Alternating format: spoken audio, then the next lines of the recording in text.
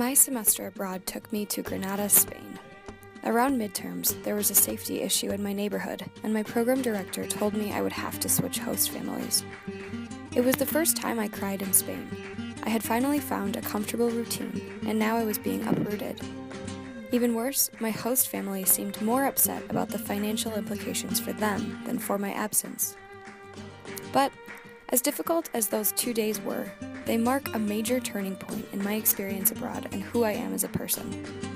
I was given a new address and a time frame for arrival, so I packed my bags and got in the cab, feeling as vulnerable as I had when I left Minneapolis. Looking back, I have to shake my head and smile. I thought the world was crashing down, but the best was yet to come. I walked into Carmen and Jose's home and was greeted by a delicious dinner with their 3 adult children and several grandkids. Everyone was warm and welcoming. The next morning, my new host dad invited me on a hike, and he showed me a great spot to take pictures of the Alhambra.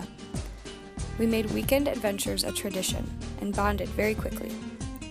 It wasn't long before he started calling me hija, or daughter. Carmen and Jose raised their children the same way my parents raised me, so they bonded instantly when my American family came to visit me in Granada. It was so touching to see their connection despite the language barrier. I felt so lucky to have formed such a lasting relationship with people that were strangers only 3 months earlier, and it seemed like fate that we ended up together. Before I left Spain, the whole family went tapa hopping. We reminisced about our time together, and they made me promise to return. It was a tearful goodbye, but I knew I would be back. Believe it or not, only 9 months passed before I found myself welcomed into Carmen and Jose's home once again. I took a J-term class in Germany and took the opportunity to visit Granada on my way home.